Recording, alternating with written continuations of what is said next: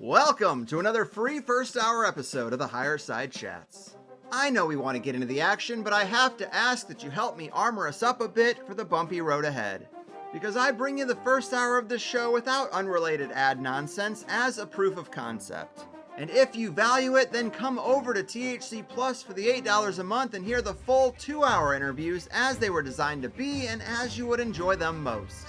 Go to thehighersidechats.com or just click the link in the show notes to get started, and within a minute you'll be plugging in your new Plus Show RSS feed into a hopefully decentralized podcasting 2.0 supported app. Feed the things you want to grow and starve the things that gotta go, and we will reach the promised land. Think about that and enjoy the show.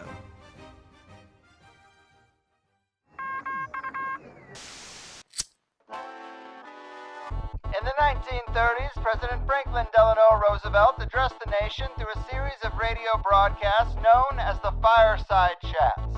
His aim was to reassure the common man that our society would recover from its troubled times. Well, we're far from 1930, and I deal with a different kind of fire.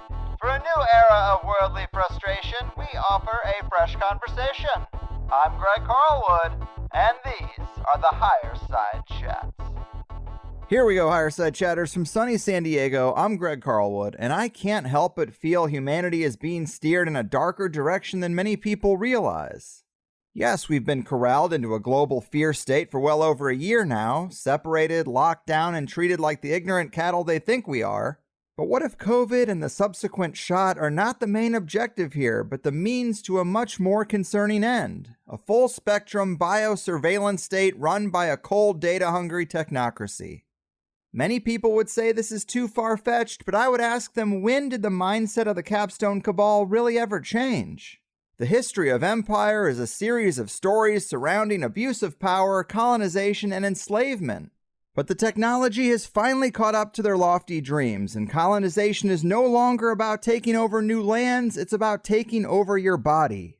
Slavery no longer looks like we've seen in history books, but it's about a life of servitude to the algorithm, the data collecting sensors, and the gamification of your every action by the technocratic engineers of the coming dystopia. Digital blockchain tokenization, health passports, climate crisis controls, movement management, digital learning, engineered behavior, biosensors, geofencing, AI-controlled everything, and full-spectrum dominance of life as we know it. Because the predator class mindset hasn't changed, only the tools they have access to. And these are all things I've learned from hours and hours of watching the detailed presentations of today's returning guest, Alison McDowell. Alison refers to herself as an independent researcher and a scrappy mom fighting against AI from Philly who thought she was just working to resist local school closures, but as she pulled that thread, it became something much bigger. You can find most of her work on her blog, wrenchinthegears.com, her new Telegram channel, and her YouTube channel while it lasts. It's been 7 months since our last conversation, and I'm anxious to hear how it's all progressing and what new knowledge she's gleaned about this assault on humanity, so let's get into it. Beating back synthetic biology, nano-imperialism, and the neurotech empire, the great Alison McDowell, welcome back to the Higher Side.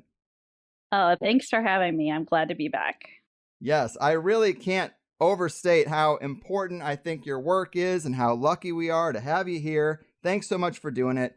We last talked in December of 2020, and if we think of this all in stages, 2020 was really drumming up fear of the virus, and 2021 has had all the attention on the shots. And I know these are just tangents in a much bigger story, but just to break us in here, how is the first half of 2021 gone compared to what you expected? How would you grade the empire at implementing its goals, and how would you grade humanity's reaction to it at this point? That's a good question. I feel like in what we've been experiencing ever since, a year ago, March, that time is really bent in unusual ways, and better understanding, I think, what's coming through the trauma, like using trauma to engineer people and using sort of fear and frequencies. So I was much more stressed out the middle of last year of feeling like there wasn't enough time and we had to figure everything out and things were going to unfold. And I think things are continuing to progress in ways that I had imagined last spring.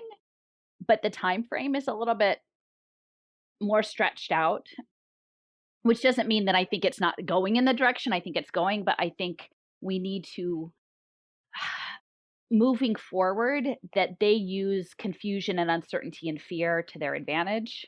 And so that we have to do our best to both stand in a space of looking clear-eyed at what we are seeing and taking in new information and adjusting our analysis, but to try as best as possible to do it from not a place of fear. And I think over the past 6 months or so, as the medical protocols have rolled out, the powers that be, I think, have been pretty successful in many respects among those who are resisting the mainstream narrative in installing a sense of like division and fear amongst the populace, of those who've chosen to follow the mainstream narrative and follow those protocols, and the people who are resisting. And I think that that tension is something, again, that advantages the imperial interests, and the idea around the spike proteins and the shedding and the distancing, and in some ways actually working on the resistance people sort of turning in to their worst nightmare of what they had thought of the other people being, like that actually advantages this overall agenda. And, I had mentioned before in my previous show that I had not come into this from the health space. So my learning curve has been pretty significant in trying to get up to speed. I was not aware of the differences between germ theory and terrain theory. And even over the course of the year, that's a pretty big thing to have to sort of grapple with and navigate. But what I've increasingly come to realize, especially in some of the dialogues around the narratives within the resistance community, and I recently gave a talk in upstate New York, is that I believe that the goal is to rule us through the field of virology. Because once they can manage us through virology, then only those who are sort of the anointed priests of the electron microscope and who are credentialed within the empire get to decide. Yes. And so that's, to me, a very interesting challenge, and why I think in some ways I'm leaning much more into the sphere of terrain at this point, because I do believe this is an environmental toxin that is actually happening through not just like glypsophosphate or chemicals, but is actually electromagnetic in nature, is frequency in nature, and that we need to re-understand our conception of environmental toxins. And if we understand it in that way, that it is happening through a weaponized environment, and I think that's going to be the focus of Alana Freeland's book that's going to be coming out, that really reframes our relation to one another, both people who have followed the mainstream narrative and those who haven't. And even within those who haven't, the split between germ theory and terrain theory is that if it is a global environmental toxin through frequency, even if you're not fully availing yourselves of these medical protocols, it's a weaponized environment. And so we actually have to unite to preserve natural life itself. Which is where I've landed at the moment. And not to say that I'm absolute or that my analysis will not continue to evolve with new information, but what has surfaced over the last few weeks publicly, and what had actually been conveyed as early June around La Quinta Columna in Spain and their microscopy analysis around the graphene, is now I'm looking at it much more in terms of nanoelectronics. And this is an area that is very new for me, but I've been collaborating and gaining input. Like a lot of the work that I share here is in collaboration with other researchers. I have a friend who blogs A Piece of Mindful, who blogs under Steffers. That is their banner. Also Sophia Smallstorm, Alana Freeland. So I'm swimming in the mix of a lot of different inputs from people who are collaborating from a good place to try to situate what is actually unfolding, if that makes sense. So yes, my goal is not a call for unity just of unity, but to say, if we understand this as a frequency weapon that is being enacted on the earth broadly and on all natural living things on the earth, then that's a different strategy, and the tacks we take in addressing it differ than if we're going to sort of focus on a bioweapon or gain of function or spike proteins or these other things. It's a fundamentally different tack. And so that's sort of where I'm at now. Well said. Yes, I absolutely took the bioterrain journey, sounds like in parallel to you. And it really just hit me the importance of getting this stuff right. I've had the show for 10 years, but this is much higher stakes than talking about aliens or even some past event like 9/11, because this is happening right now. And it's going to be, it seems like, the next 10 years for this plan to really roll out. So I definitely want to get it right. And that means a crash course in virology and comparing it to bioterrain theory. And I know you did a event called the Viral Panopticon with Dr. Tom Cowan, who I have recommended people check out a lot around here, and Dr. Andrew Kaufman, who I interviewed previously. And they both make a really good case for their perspectives. But then I also have had guests who talk about the gain of function research. If you follow the money and the players involved, there's stuff there. And I guess I kind of go back and forth because now they're talking about gain of function and lab leaks on the nightly news. So I'm less inclined to lean that way than I even might have been 6 months ago. And maybe it is a mix of both. And maybe that's not even necessarily the most important question. It's kind of maybe polarizing and a distraction fight that people are having. But just like you said, I wrote down this quote from that event where you say, virology was a very tactical and strategic choice to coerce global systems change tied to this fourth industrial revolution. That virology as a field was chosen with intention to get us onboarded to perpetual pandemics and biosurveillance. And that is really the crux of the issue that I think people should focus on. It's very well said. And I guess people have a pretty good understanding of bioterrain theory, but another aspect that you brought up is the microscopes. And I thought that was really the most interesting thing Dr. Kaufman had to say when I interviewed him, because it's a closed off field. Mm-hmm. You know, one of your slides called it the microscope club, and that an electron microscope costs $50,000 to $200,000, and you have to be officially certified, which is thousands more. And without access to the tools, it's hard to challenge the field. But just the way the whole thing is structured makes me pretty suspicious when you learn about it, right? Well, very much. I mean, the thing that I've been diving into for the past couple of weeks is, I always knew early on in looking at the fourth industrial revolution, looking at what the World Economic Forum was saying, that synthetic biology was a key factor. And, I've mentioned like Celeste Solum had been talking about graphene and hydrogels last fall, but I didn't fully have a mental construct to plug that in. It was sort of floating out as a placeholder in there as things I needed to understand better, but I didn't have enough of a depth of knowledge to really understand, situate it better.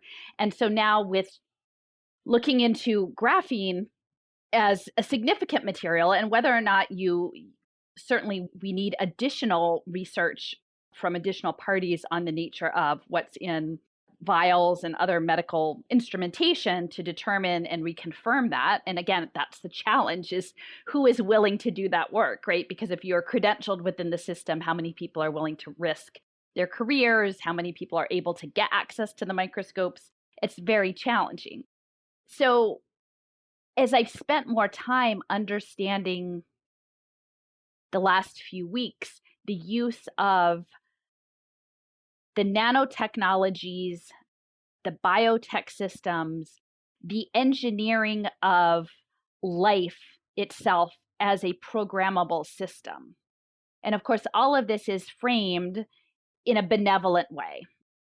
But if anyone, and I'm sure people on your show have talked about him before, James Giordano, who's the quote unquote bioethicist at Georgetown and who speaks very directly about neuroweapons and the battle for the mind.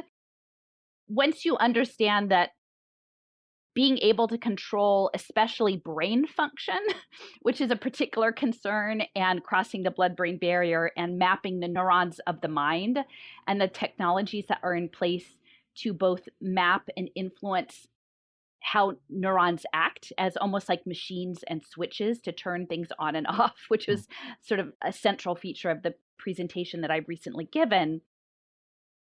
It's very weighty to live with that because on the one hand, most of the papers present this in a clinical setting. And at this point, they talk about the trials being on rats and mice. Although I have been in touch with people who've reached out to me who are experiencing electronic cyber torture. And it seems like it's very likely that those studies in a non-consensual way have expanded beyond just simply a lab and mouse trials. Mm-hmm. So once you understand these tools are in place and have been studied, including like optogenetics, for at least 15 years, then that's a whole new bailiwick once we start to understand synthetic biology within the context of cybernetics. And I will say, it was a couple of weeks ago, I just woke up at like 4:30 in the morning saying, like, with this idea that I had to go back and look at the Macy conferences again, you know? And the Macy conferences were in, I think, the mid 1950s. It was a series, but it was about cybernetics. And the cybernetic systems wasn't just computing, but it was specifically computing to understand the operations of the mind.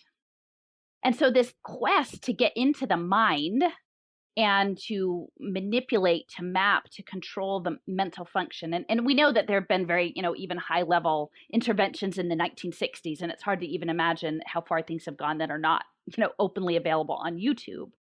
That once you get to the point of mapping and sort of jailbreaking mental function, it's heavy. Yesterday, I just found a paper about synthetic programming of hallucinations. It was a dissertation last year by someone who was getting their PhD at MIT. And they discussed programming synthetic hallucinations.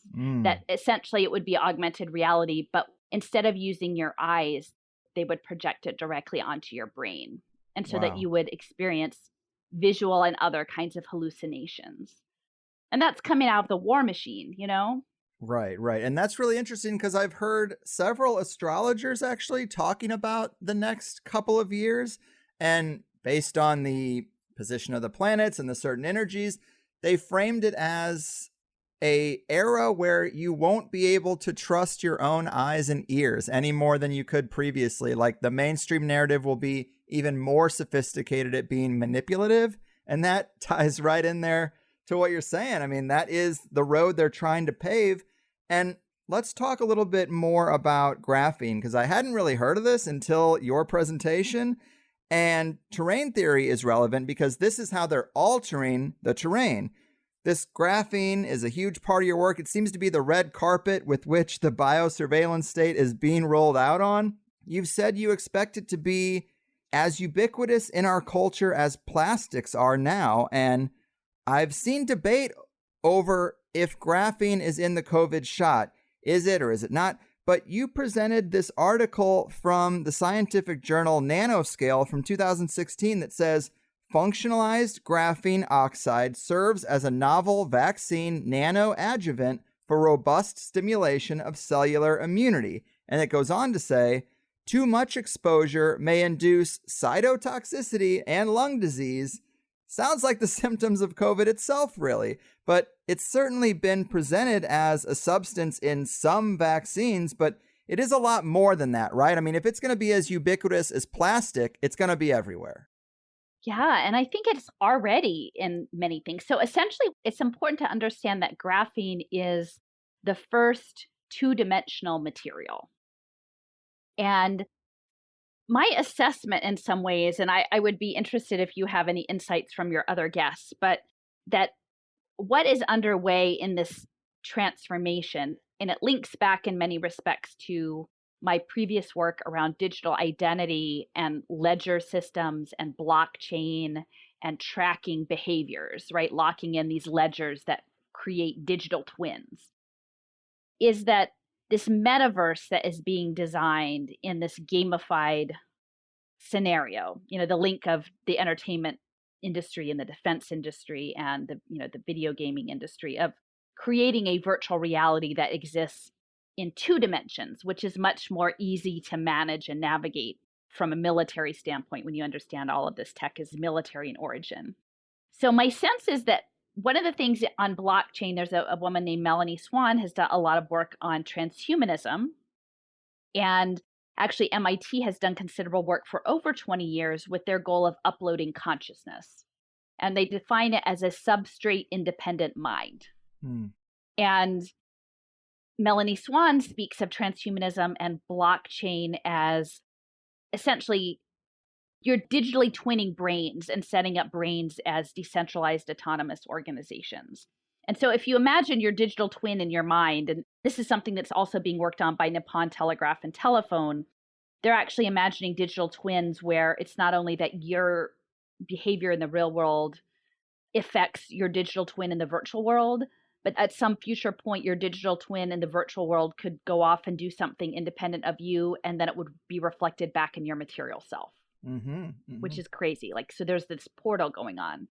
And so my sense around the graphene and the two dimensions is if the forces that be, right, however we want to define those, I call them like a profane force. As I've mentioned, John Trudell is an influence on me, a predator energy. There's some sort of supreme predator system out there, of domination. Yes. That there's an intention that is backed by military force and financial force and technological force to reduce life itself, the 3D, 4D, 5D realm of those of us as we now experience, to get into a collapsed two-dimensional system.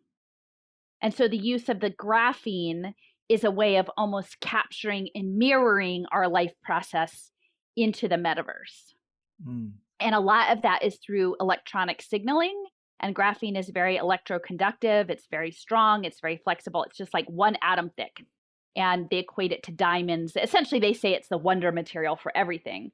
And they even talk about using it to coat neurons and to map them and to essentially almost like that they could read your thoughts, which is something that the World Economic Forum has been very clear about their intention, that your thoughts will no longer be your own. And we will all be subsumed within this internet of bio-nano things. And our physicality of where our body ends and where our environment begins, this ubiquitous sensing environment of electromagnetics begins, will start to all blur out. And we'll just be like molecules floating around. That's the thing about nanotechnology. I say there's a lot of room at the bottom, that we're mostly not here. We're mostly empty space.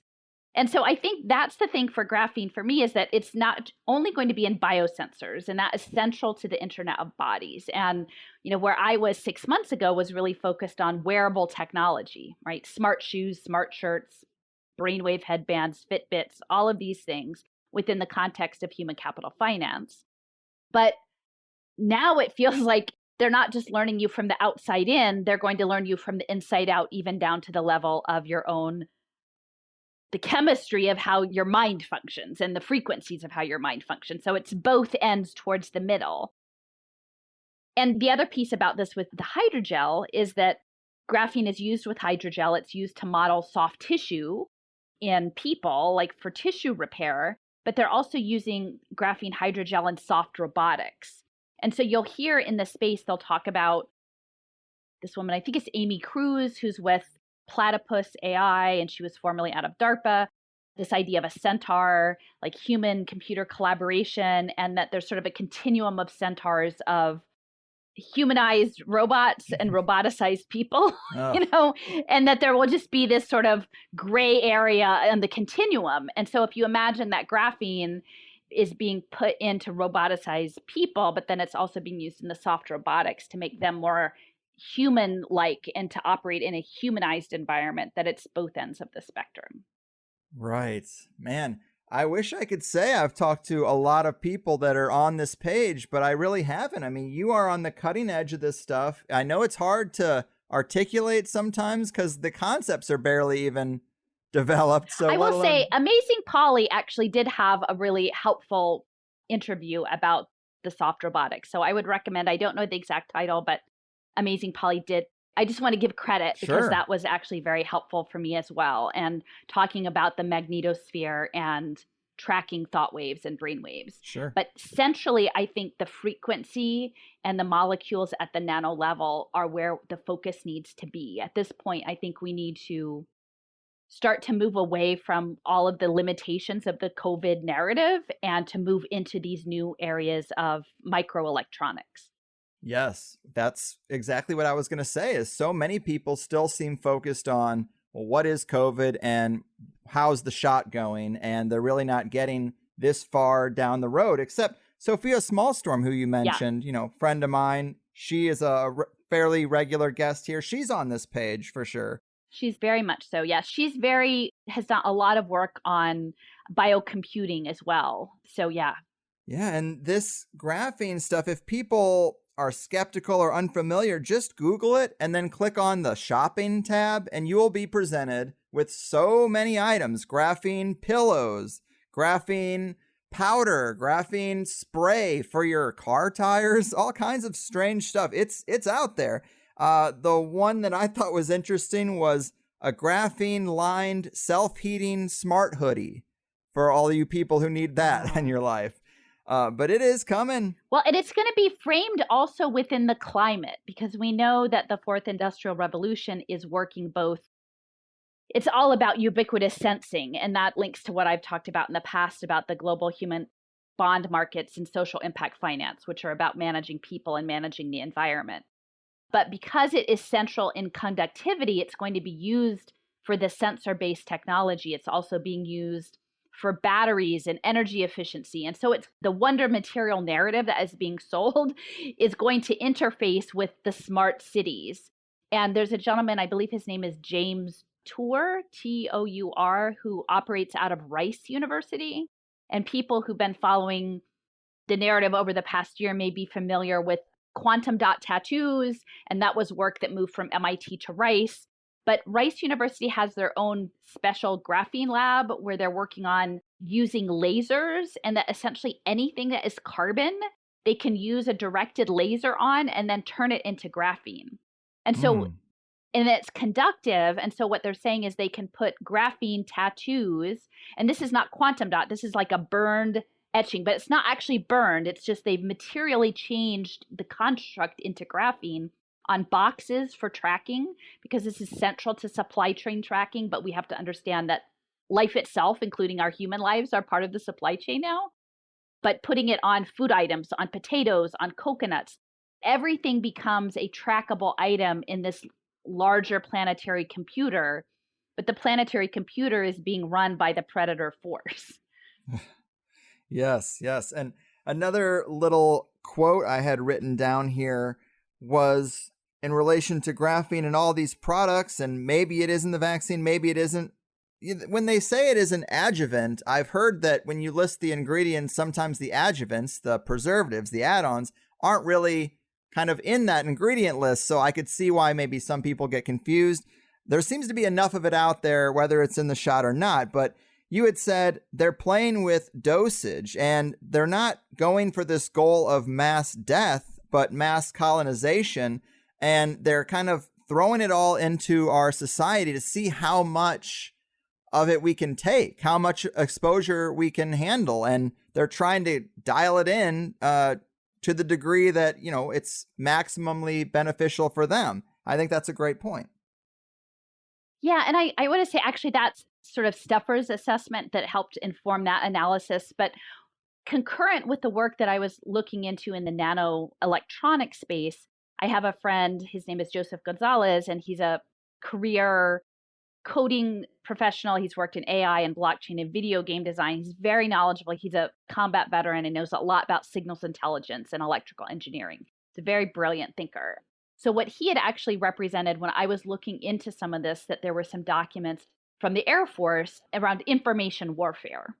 And essentially, if you understand that the universe is made up of information, there's a group of people, they put out a contest called Evolution 2.0, and it's this person, Perry Marshall, who's a very influential business consultant in coordination also with George Church, who's out of Harvard Medical School and part of a lot of the genomic, gene engineering, CRISPR, Ancestry.com, synthetic bio space. And they've got this contest where they are offering up $10 million for anyone who can figure out this problem around communication theory. And what Joseph has described, as he has described it to me, is at the base level, you've got a transmitter and a receiver, and there's communication that travels between both of them. But both sides have to understand what that communication is. And, you know, this is something that Sophia has talked about, like even DNA is a communication system, like coding and recoding. And so there's systems of communication, whether that can be an alphabet, that can be spoken word, that can be anything that the two parties have agreed upon. But what they haven't figured out is And they can manipulate that, right? They can start to break these codes that are known. But the idea that what happened, how did the first communication start? Because if you've only got two parties, they can't communicate until they have a mode of communication. And yet they can never get that. And that what is above that, the implication is there is a third party. There is an all-powerful force that enabled the first communications, and that is God. Mm-hmm. And so what these very influential people are doing now is that they are revisiting the idea of Darwinian evolution. And I think looking more towards this gentleman, Jean-Baptiste Lamarck from the 18th century, who is looking at intelligent design. And so they are trying to essentially, through this contest, as it appears, to break the code of life, to be able to figure out where that third party came into the equation, and to dislodge, like a coup of God, essentially, is what is the implication of this, solving this communication puzzle, solving the idea of communication of life itself, of genetic sequencing, outside of the way we've been traditionally presented, surfacing other ideas, and then what happens once that takes place. And so my thought process, which seems consistent with Steffer's idea around, like, not a mass die-off, but a mass management of populace is chronically ill, maybe neurologically injured, is that they need as much data as possible to break that code. Mm-hmm. The idea of a planetary computer, the idea of this barcode of life. So Microsoft is advancing the planetary computer under the climate change campaign. And then there's another group of people who are doing every single living thing needs to be barcoded. A lot of this is embedded in bioinformatics research that, goes back to Salt Lake City, among other places, Ancestry.com, getting all of that material. They need to break it through force of machine learning.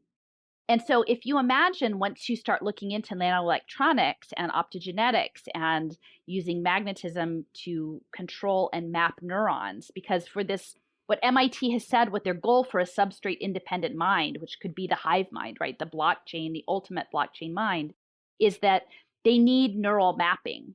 They need the morphology of the neurons. They need massive, massive amounts of data. And so as I imagine it, now that they've got this technology to get the data that they want to accomplish this end at a massive scale, that's what they're going to pursue, but they need to not kill everybody first. Right. They need to actually get it in people so that they can pull the data out of them. And I think in certain respects, I've had exchanges with people who, again, have been targets of remote electronic torture, is that they're test beds for how to pull this data out, both how to manipulate them, but pulling the data out. And that several people have told me at night when they're about to sleep is some of the most problematic times for the frequencies. And that if you imagine the etheric body, that if you're trying to jailbreak consciousness and the soul, that this transition between, your consciousness and your material body going into a different state, that is information they want as well. Mm-hmm. So they want to get into your mind. The cyberneticists want to get into your mind, the Macy Conference people, and they haven't had a way to do it. And I think they believe that perhaps graphene is that system, but they have to get it in a way that works and can be done at scale. And so I think clearly reproduction management is a huge issue, but each life in this system as a data generator has value to them. Right. In this scenario. And I'm not saying everybody has to believe this scenario or I have the ultimate, but this is how I think about it. If that is their goal, it's not about money, it's not about power, it's actually about breaking this code and becoming God, which is essentially like the universe's empire, of being the commander of the universal empire, which seems kind of consistent for a predator energy scenario. They need us around for a while anyway. Right. I mean, I'm with you on that page, because I do have friends and family. They know what I do, and they're like, well, why would they just want to kill us all if they're making so much money off of us? And I'm like, well, they do hate us, but, they do still want their money. But that's always been the argument to me with things like the education system and dumbing us down and crafting it the way they did. it really was an insurance policy to keep their own position of power and drive a chasm between the average person and them so that the average person can't even get the education that could even possibly dethrone them from their higher level position. And this is really just a technological application of that same kind of mindset of like, keep them at bay, keep them controlled, and keep extracting that energy and that money. And it's just like a new layer because they now have the technical ability. And you referred to, I guess, a couple of people that would be considered targeted individuals, as they say. And I get those kind of emails too every so often. Someone's like, hey, I love your show. This, and this are happening to me. I need help. And I'm like, well, I really don't know how to help you. I just interview people and I hope that you can get some help. But I'm starting to believe, just like you say, that there are people out there. It's hard to distinguish who's telling you the truth. I mean, these are just anonymous people online. But if they have these technologies, they're probably testing them somewhere because they have a long history of testing things on vulnerable people, whether it's in the old psychiatric wards or prisons. They take anyone who doesn't really have a voice and they, target them for things that they don't have any consent to.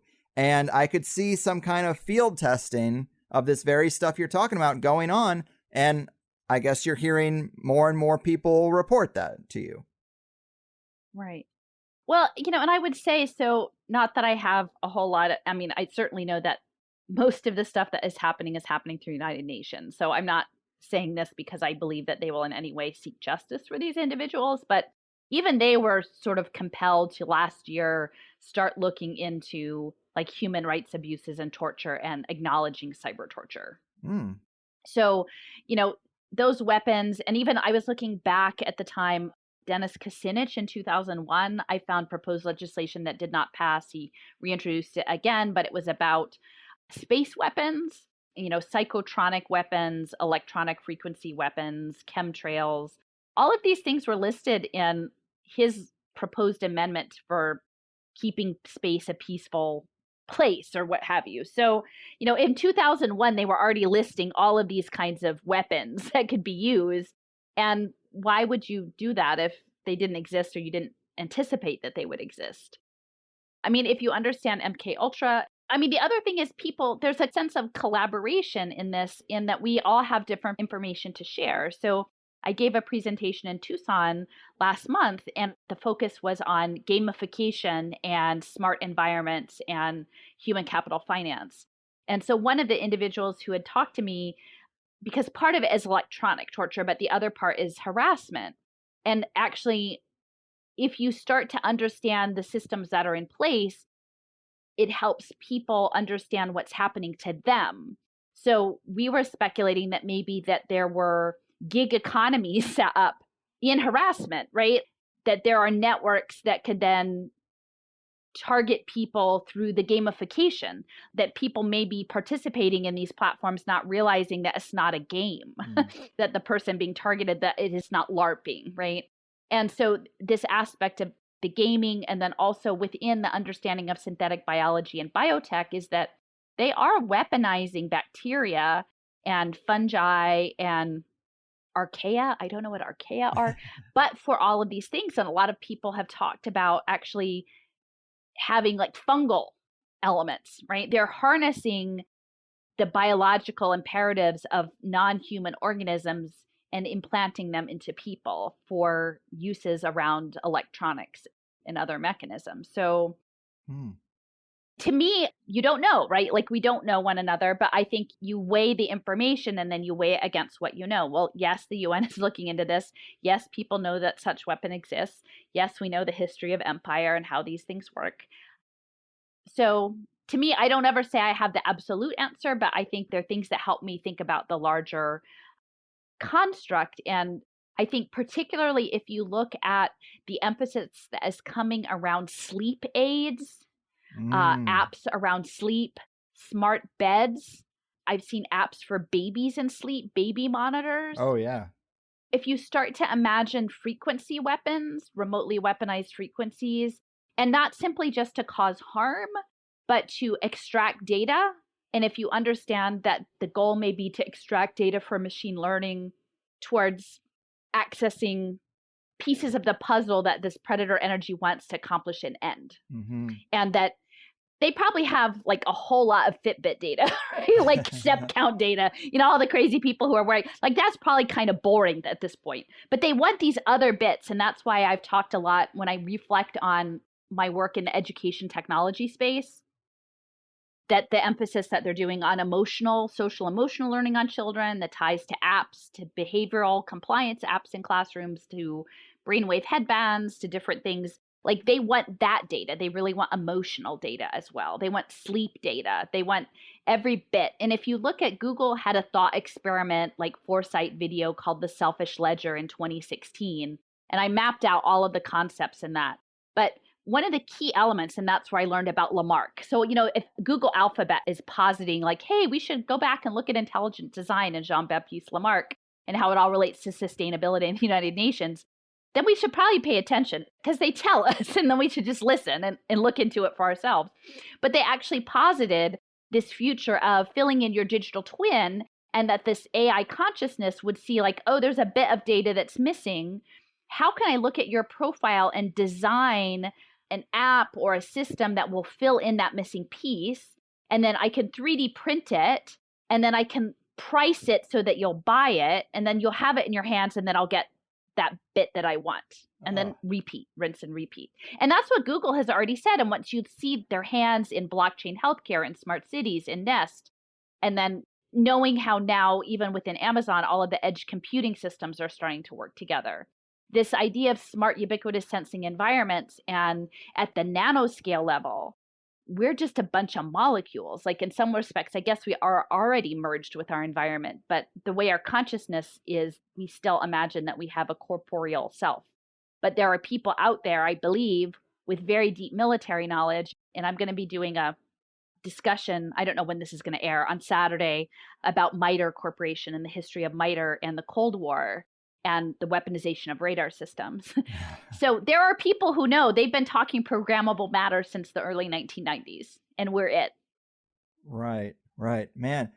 And this is kind of right along the lines of something that really freaked me out when you were talking about the spatial web in one of your presentations. And for people who don't know, Gabriel Rene wrote the book, The Spatial Web, and in it he defines it as saying, the spatial web weaves together all of the digital and physical strands of our future world into the fabric of a new universe where next-gen computing technologies generate a unified reality, where our digital and physical lives become one. So this is the plan. This is not hypothetical paranoia, and to quote-unquote incentivize people to adopt it, they're aiming to make the physical body uncomfortable and maybe the environment uncomfortable for the physical body. They've already got us looking at nature as scary and the human body as vulnerable. If they cause people to be perpetually ill or uncomfortable, it will push us into this spatial web. And you also make a great point that with this whole asymptomatic spread narrative, now we don't even know if we're healthy. We must consult an expert who will deliver their decree to us if we're healthy. We don't even have the ability to know ourselves anymore. We're so confused, but I'm sure this is what is being field tested with some of these targeted individuals. If they can't get us with the carrot and just enticing us with all the new cool VR stuff, then I guess we get the stick. But how do you see them making life more uncomfortable and this spatial web more attractive over the next maybe 5 or 10 years? Well, I mean, we can see the, under lockdown, increasingly, and this is something I've tried to convey, because as someone who comes from more of a formerly left-leaning perspective with conservatives and this idea of borders and nationalism, is that for this predator energy, this is a global system, and the idea of national borders that we're going to somehow, like, those don't exist in the metaverse. This idea of geofencing is going to be much more important so that they can make borders and restrict your mobility at will in real time. And increasingly, that's going to be automated and linked to your biosensors. So if you have these internal biosensors that are nanoelectronics that you can't just remove, it could send a signal saying, oh, okay, so you're confined to X amount of distance, right? Your mobility is either just to stay inside or you have to stay in your neighborhood or your city, what have you. And that would all start to become automated. So I think our physical existence is going to be increasingly constrained. And in this space, I just want to emphasize, like, I think it's not just about the passports and injections, that it literally is weaponizing the environment. So there may be a continuum of people in terms of their direct impact, but I think in the end, there's not any way to totally remove oneself from it. I mean, even if you feel like you're going to remove yourself to the countryside, if you understand this as a weaponized atmospheric frequency weapon that's linked to geoengineering and nanotechnology in the rain and the soil, you're not going to be able to be out there and not breathe the air. Right, right. So we have to acknowledge that. And that's why, for me, it feels like a spiritual engagement.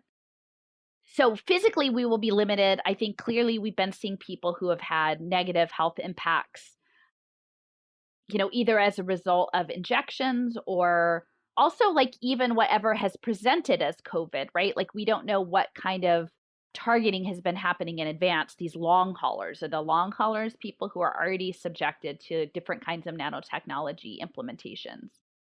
But a lot of it is neurological, right? And so I actually know someone in the past who was, made a very astute observation. And this was more around Elon Musk's Neuralink, but I think the Neuralink is sort of a red herring to distract you to say, well, oh, if you don't go get a surgery to put these things threaded in your brain, you're okay. Really, MITRE has been doing research with Charles Lieber at Harvard, who was, surfaced early on in this for his involvement in China, but it's really Harvard, that's doing this. And they're doing non-surgical neural implants, neural interlaces with these nanotechnologies. So I think Neuralink is meant to distract you and make you shocked, but make you think that you're going to be out of it. If you understand it as a nanotech, nanoelectronic self-assembly, because that's what they're working on at Rice with the Tesla phoresis, is self-assembling carbon nanotubes out of graphene. Like there's no way that you can necessarily always know if you've been exposed to these systems or not.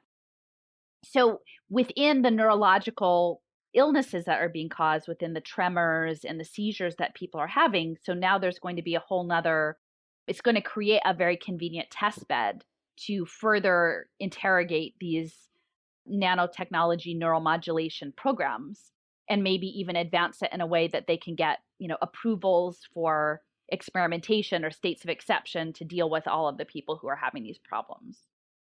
Mm-hmm. Man, lots to think about there, but I did have in my notes this quote you had on the subject of the off-grid escape. You've said, look, if you want to live off the grid, then go for it, but don't do it because you're running from this or think you can escape it. And that is just such a scary thought, because I've definitely had this framework in my head that this is going to be a big field experiment that surrounds smart cities. And eventually I could just move further out, and that'll be how I deal with it. And it doesn't seem to be the case, because this is atmospheric. And I guess help people get a better concept of what that really means. Are they just going to be using this geofencing and this network of satellites to induce frequencies that make the physical body uncomfortable? Is that kind of what you're thinking? Well, I mean, I would love for more people to be doing this research. And I will say on the other hand, like, because, I will be the first to admit, I'm not the expert in all of this. Unfortunately, it feels like once you're the expert, then you work in such a narrow way that you never imagine the dual use side of these things. Mm-hmm. So they mostly talk about it in a clinical setting. I think it seems clear that it is expanded beyond a clinical setting. And graphene in particular, if you could almost put in any word and graphene and something is going to come up. Yeah. Like I hadn't thought about looking at the shopping tab, but this idea of nanoelectronics and carbon nanotubes, especially within, I'm sure the narrative will start to be around sustainability and smartness and tracking, and all of the sensor data will be feeding into these global financial markets.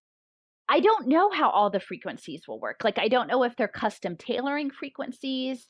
I think Sophia Smallstorm has done a lot of looking into about getting like DNA coding and targeting people in that way. The other piece I will add is that I've been looking into LED lighting and silicon carbide fabrication, because when I went to upstate New York, I always like to sort of situate what's going on where I'm at. And they were just outside of Rome, New York, getting like the world's largest silicon carbide manufacturing plant. And that focus was on LEDs. And so these LEDs, the company, I think it's called Cree, CREE, and they're based in Durham, and this is their biggest factory. But the LED lights were not just street lights, but they were being used in these clinical settings tied to optogenetics, tied using light frequency to change cellular function. And, as my friend Joseph has said, it's all a matter of the waveform, like light and sound, are these waves. And so I've been looking at smart street lights for 4 or 5 years and thinking, oh, okay, so this is where they're going to hang their surveillance technology and all of these things. But I hadn't really thought about them as activating cellular beyond that, just, oh, it's harmful, but that it actually was potentially a programming interface. Philadelphia has been getting new skyscrapers with all sorts of LED lighting, which is really harsh and unpleasant lighting, blue lighting and red lighting. And those are lights that are used for the optogenetics. And I have to say, my friend Lisa had this really, and a few people had this really interesting observation about the giants that are being proposed. There's this idea that they're going to create these 10-story giants in 21 cities around the world, and that you're going to project, they're going to embody different figures, like athletic figures, and that you can have a selfie and that you can project your face onto these giants. There's a lot of people looking at the revelations and different things, but that, like, if there's frequency things coming out, almost like idol worship, but what if these art structures are then imbued with lighting or frequency modulation that then gathers lots of people to them? And, we were ironically talking about like the Men in Black, right? The blue light, are they going to zap your memories out? And a lot of this stuff you hear in mass entertainment. And, there's a part of me that just wants to think they're all blowing smoke, that half of these peer-reviewed papers are bogus and none of this is true. But at the same time, we're living in such extreme times. Like, it's not like the world is totally normal and we're making up some sort of fringy things on the side. It seems like there's some big existential thing that is happening. And so I think we would do well to pay attention to these different signs. Yeah, so that's how I'm feeling about LEDs right now. I mean, I will say in Philadelphia, too, just one other thing is, so, we're a very large city, a lot of poverty, at the center, like, of the heroin epidemic and a lot of poverty in Kensington and Frankfurt. The elevated subway runs through it. These are some of the poorest areas of the city, and yet they have new LED lights under like every 50 feet that were installed under the L in the past year. Wow, that's curious. We mentioned how you can't just escape this by going off grid, and I wanted to highlight something you said in one of those presentations right along the lines of what you just said, but the quote is, "I'm warning of frequency weapons that are coming through a poison environment at an atmospheric level. It's not about how we can escape for ourselves or our families or our local communities, but this is an assault on natural life by empire, period. And we have to come at this from a place of global solidarity." And that is well said, but it scares me, Alison. I can't even get 5 of my closest friends to take these concerns seriously. Despite the checkered history, people trust this system. How can we ever hope to move more people towards global solidarity?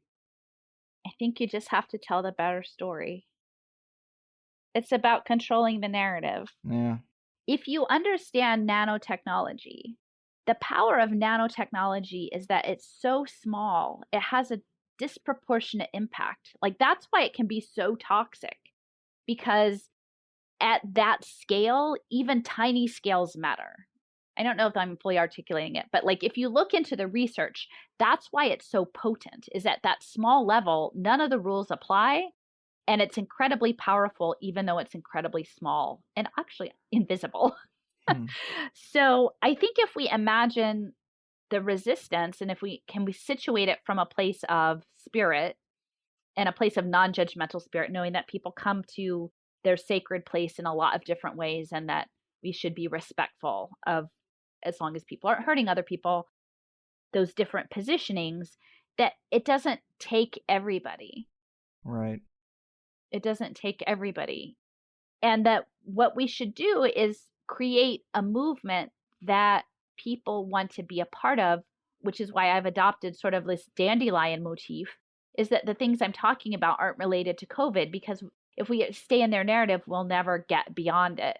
And so how do you create space for people to come together to say, you know what, to let people back in, right? To let people, if people have had an injection, I'm not beyond, like, if you understand most people believe in a forgiving God, that there's not some other way out, that we do not know all the things. We absolutely do not know all the things. And a lot of the things they're telling us may be totally wrong, right? Like, we do not have all the information. Some of the information may be wrong. All we can be aware of is being in the world and to try to act from a place of care and justice, even though it's hard and we have our cranky days. Mm-hmm. And to know that it's about the whole world and all of nature.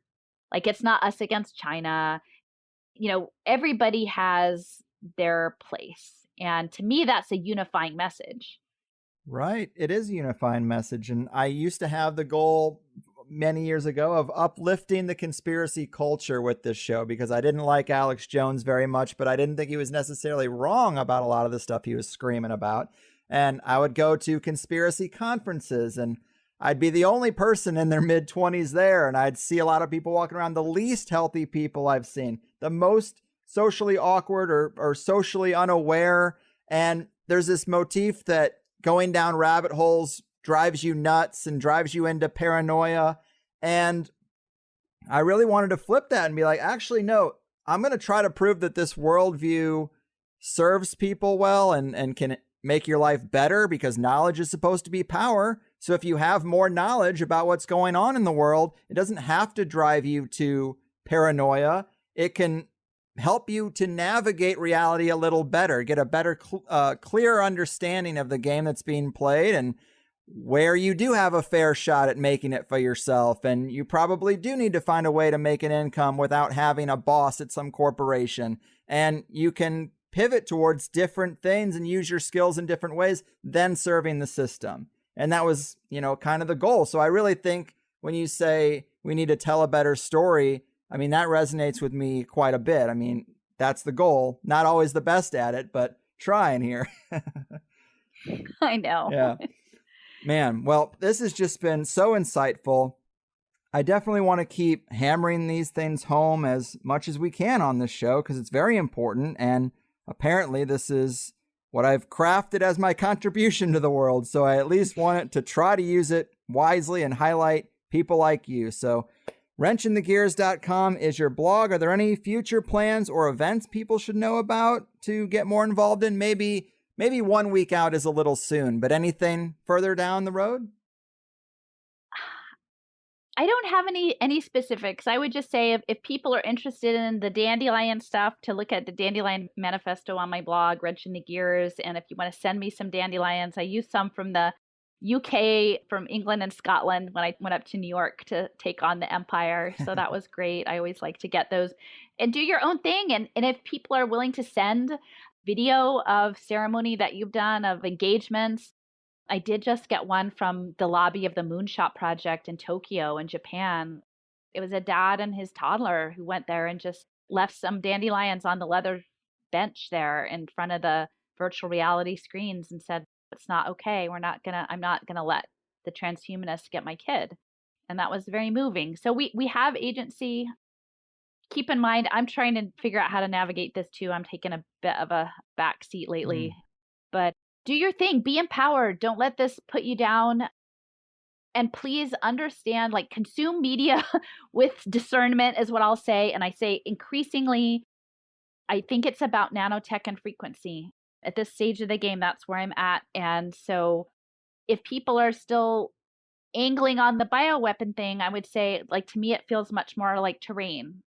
It's not easy to go there. I get you, but I think that's the thing. Mm-hmm. We have to preserve natural life, and we have to stay not programmed. And the programming that's happening is through this synth biotech.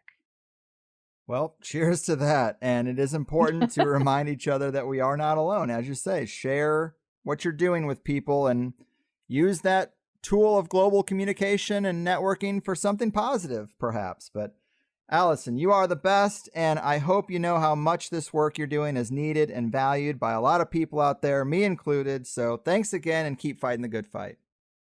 All right. Thank you. You got it.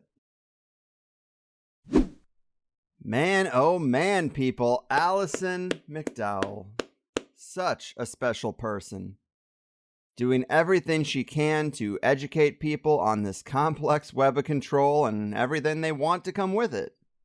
And one of the things I like most about Alison is when she says, look, this research is doable. I haven't been doing it my whole life. I don't have any special training. Because that's true. She's just dedicated and thinks this is important work to do. We kind of need all hands on deck, so sit down, start looking things up, find the connections, listen to their plans, organize it well, and start speaking out. Even if just to your friends and family. Easier said than done, I know that better than anyone, but the attempt should at least be made.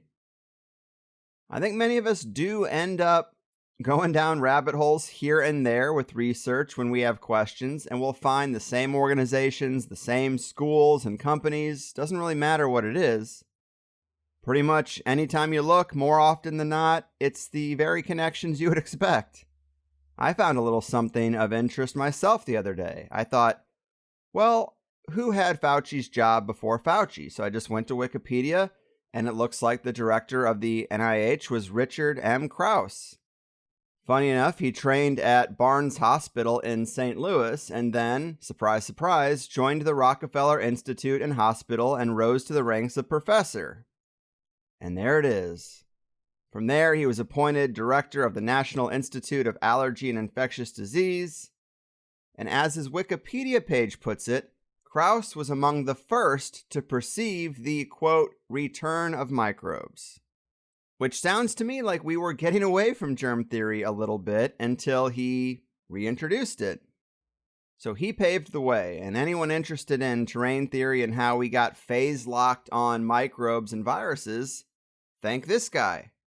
And that's very surface level. You could go further, I'm sure. Start looking at founders and funding of every school that he went to, look at other family members, and this stuff just starts unfolding right before your eyes. I do this every so often, confirm my own suspicions, and then forget about it. But anyone could do this and put together a tight 30-minute presentation and deliver it to the world. I saw another pretty interesting example of these ties that bind in the Secret Sun Facebook group. One of the few groups I still check in on. And if I'm going to bring this up, I wanted to go back and find it and then give credit to Christine Hines for making me aware that propaganda master Edward Bernays' great-nephew is the co-founder and former CEO of Netflix. I find that to be pretty damn amazing. I also didn't know that Edward Bernays was the nephew of Sigmund Freud. I'd probably heard that before, but again, I forget these things. So Sigmund Freud to Edward Bernays to Mark Bernays Randolph, and how about that? Paying tribute right there in his middle name. Think about the level of influence here in just a single string of people. One little branch on the big conspiratorial family tree, you know? We know Netflix is completely captured, but I still think in the back of our heads, a lot of us see Netflix as this success story of going from DVD to streaming. And then once they were successful, sure, they were captured along the way. But look, it was always going to be Netflix. Just like it was always going to be Google and Facebook and all the rest of it. You're supposed to believe that the free market is in play here, but it isn't. Now, Reddit might have actually started genuinely because Aaron Swartz was found hanged in his apartment a week before being put on trial for stealing scholarly articles from the internet. Whatever kind of charge that is, but clearly they had it in for him. And now Reddit is as compromised as they come. But I'm getting pretty off track here. The point is that all this is hidden in plain sight, and if people get beyond what's thrown at them all day and seek instead of consume, it gets a lot more obvious. People absorb the propaganda delivered to them with no effort, and they consider themselves educated and informed. No, that comes from doing your own objective digging. The mainstream platforms are vehicles of propaganda, so just absorbing that doesn't make you informed. Don't give yourself a pat on the back because you watch 4 hours of CNN a day. Don't be proud of yourself because you check in on Rachel Maddow's podcast to see what's going on in the world. But, I also really like the framework and terms that Alison uses. Empire, colonization. This is smart. Eugenics is not just some thing in the past. For people who heard that joint session episode, I read an article that the state of California was paying out people who were sterilized against their will in a eugenics campaign that went from 1909 to 1979. And through a loophole where they just continued doing it in prisons, it went on into the 2000s. But it's gone now, right? It's safe. The big bad Nazis were brought to trial and no one ever had a eugenics thought again. The elite watch people die all the time of lack of health care, of poverty, lack of food, and they don't give a fuck. But when it comes to the vaccine, they very much care about your health and wellness and just are doing it out of the kindness of their heart. The cognitive dissonance is pretty insane at this point, isn't it? But how many people involved in this eugenics campaign in California, and as they say in the article, I think 20 or 30 other states, how many of these people who were doing this without any accountability up to 1979 are still involved in positions of power in these major institutions? Probably plenty. But first, they colonized and brutally wiped out undesirables under the guise of Christianity, then under the guise of democracy. Now it's all under the guise of technology. We have to bring the poor indigenous people's cell phones and cryptocurrency and bank the unbanked. It's always about bringing the people something that isn't food, water, opportunity, or shelter. Which reminds me of another great tweet that I had posted from someone named Omar Imran, but he said, if Akon can provide solar power for 600 million Africans in a year, what have all these charities been doing for the last 30 decades? It's such a good point, and honestly, it was the most popular thing I posted on Instagram in a long time. Now, I don't care about social media, and I use Instagram the least, but it is where the majority of my real-world friends and family get exposure to THC and my general worldview. So sometimes I post these screenshots of really well-made points, and I can tell the ones about the vaccine and COVID directly don't get much traction. Fine.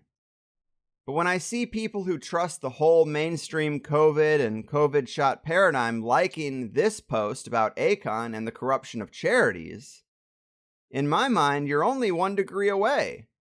It's like it's the gateway drug to the bigger picture of corruption. It's kind of funny to be this semi-public figure, but when I post things like that, I have about 50 specific people in mind that I want to read it. And I don't want to have the conversation directly. Plus, it's probably better for the gears of their mind to start working in a low-pressure, private situation anyway. And right now, I can't get out of my head the fact that it took me 10 years to stumble on the wordplay of THC being a gateway drug to how the world really works. What is wrong with me? Obviously, the red pill analogy is done to death, but there is definitely something in there for THC in that term gateway drug. What kind of coffee did I have this morning? Because the synapses are firing at full steam. I'm in the groove now, but that is the show. I hope you heard the full interview as a Plus member. If not, isn't it about time? We throw $8 at all kinds of things and people that provide a lot less to you than THC, right? I just select the guests and ask the questions, so it's not just about me. But how many hours of this show have you consumed for free with no ad breaks? Pretty important and interesting things, paradigm shifting in some cases. And I can't get you to toss me $8 to continue the journey? You don't have to be a member forever. Just try me out. If you don't want to put yourself out there publicly, but you consider these ideas important, well, then you can consider your contribution to THC Plus doing something. It isn't really, but if that's what it takes, then think of it that way. Plus, you get twice as much content. People think they're satisfied with the free show, but you are missing just as much great stuff as you're getting. Think about that. Today we added a lot to the stack. Things like cryptocurrency weirdness and industry plotting, triggering the singularity, why it's important to understand nanoelectronics, why Texas and Florida are traps, the whole concept of telling the better story and taking control of that narrative and how it doesn't take everyone, the metaphysics of energy, intention, and ritual, optogenetics, using light to control the brain, where we see these pilot programs around the world, and all kinds of really interesting stuff that you would want to know. And if you value a particular standout guest, it's important to support them too. I know it gets to be a lot, but we are David against Goliath here in a lot of ways. We don't have the family or institutional connections to make sure we rise above everyone else in our industry like a Google or a Netflix. Plus, with me having this baby on the way, the biggest concern to me is an internet blackout or energy grid false flag ransomware thing. We know they were doing drills before and on 9/11. They ran simulations of a pandemic before COVID, and the World Economic Forum is now giving a lot of lip service to the vulnerability of the grid and what Klaus Schwab calls a cyber pandemic. So I'm trying to use the information that I have, and I worry about how that false flag is going to be navigated. So please sign up for Plus now so that I have a little extra cushion to get us through something that I do suspect is coming.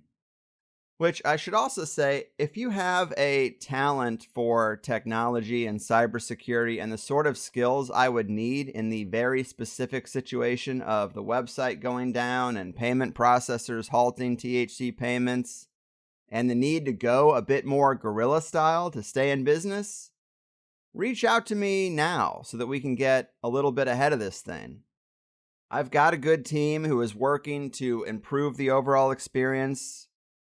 For example, I guess I should also announce that if you are subscribed to the Plus feed, it now goes back to contain everything that I've done. You get the full free archive in your Plus feed. It's pretty great. I didn't have that before. Having a premium paid feed does allow us some added flexibility because we're not working with Spotify or Apple in that feed, where they do have size limits. Just another plus perk. But what I'm saying is I'm not really going to be doing anything but gathering some contacts right now. But hit me up at thehighersidechats@gmail.com and I'll save the information of anyone who might be able to help in that situation. I really need to convert to Proton Mail, but it just seems like a huge undertaking. See, I'm a hypocrite too, but anyway, I am asking the free listeners to help contribute before any of this stuff happens. And I have to compensate people who help me in building out a more robust and less vulnerable system. If this show has brought you any sort of value, I hope you'll live by the sort of principles that we try to promote here and contribute rather than just consume. And that's my pitch. I am amazingly lucky to be here and have access to such amazing guests. Huge thanks to Alison. Let her know you appreciate the work. It's not easy, it gets tiring, and we all need encouragement in these troubled times. WrenchInTheGears.com. Her presentations are some of the best things that I can think of to share with those friends and family that just don't see it this way yet. I know we're all fighting our own battles, but good tools make that easier. I love you guys. I'm getting out of here. I've done my part. Your move, biosurveillance bastards, digitally colonizing criminals and architects of this technocratic tyranny. Your fucking move. Sometimes when I get down, I eat a bunch of corporate junk. Processed stuff that makes you fat. Yeah, it's a weak and sickly people making industry. Don't tell me lie.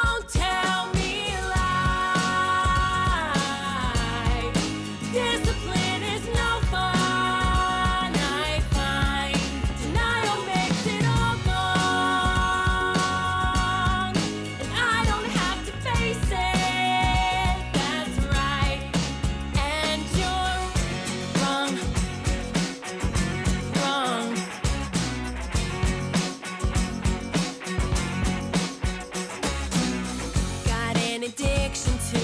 digital technology.